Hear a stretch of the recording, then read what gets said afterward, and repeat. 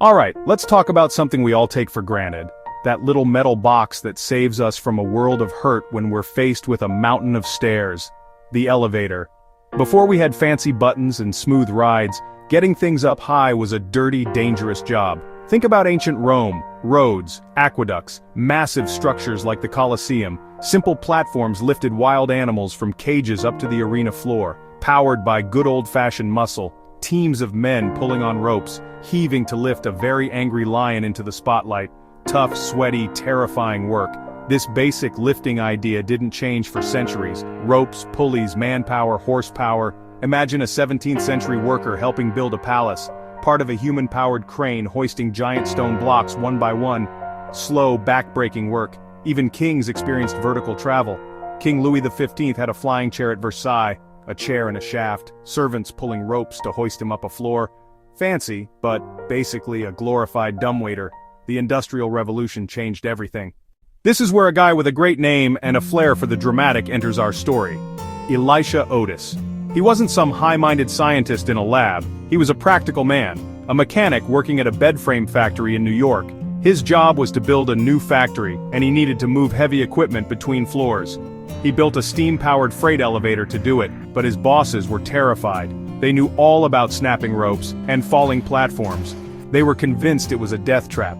They worried that if the hoisting rope broke, their expensive machinery would be smashed to pieces on the ground floor. Otis, being a hands-on kind of guy, wasn't just going to tell them it was safe.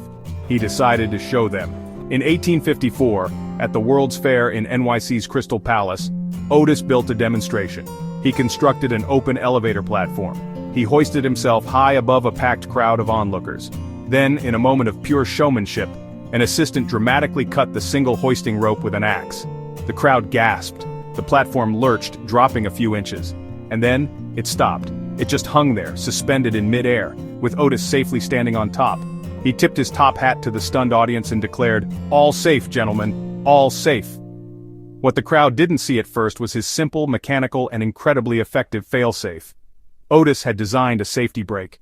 It was a tough wagon spring at the top of the elevator car. As long as the rope was taut, the spring was held back. But the moment the rope went slack, like when it was cut, the spring would snap outwards. It jammed into ratchet bars running up the sides of the elevator shaft. This brought the car to an immediate and jarring halt. This single, dramatic demonstration changed everything. People suddenly saw that elevators could be safe. It wasn't just about lifting cargo, it was about lifting people. Elisha Otis didn't invent the elevator, not really. What he invented was trust.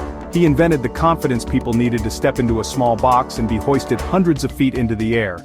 His safety brake was the key that unlocked the vertical world. Orders for his new safety hoister started pouring in. The Otis Elevator Company was born. The age of the skyscraper was now just around the corner, waiting for this newfound confidence to build upon. Before Elisha Otis made everyone feel all safe, cities had a very specific shape. They grew out, not up. Nobody wanted to live or work on the top floor of a 7-story building. It was a long, daily climb that left you out of breath and sweating. The most desirable real estate was on the lower floors. The penthouse suite? That wasn't a thing. The top floor was for servants or storage. But with the invention of the safe, passenger elevator, that entire way of thinking was turned on its head. Suddenly, the top floor wasn't a punishment, it was a prize. The best views, the cleanest air, a quiet escape.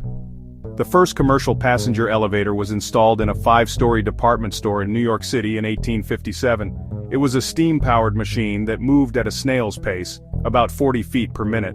More of a novelty than a necessity, but it planted a seed. Architects and builders started to realize the potential.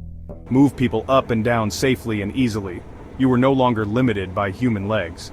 You could build higher, fit more people and more businesses onto the same small plot of land.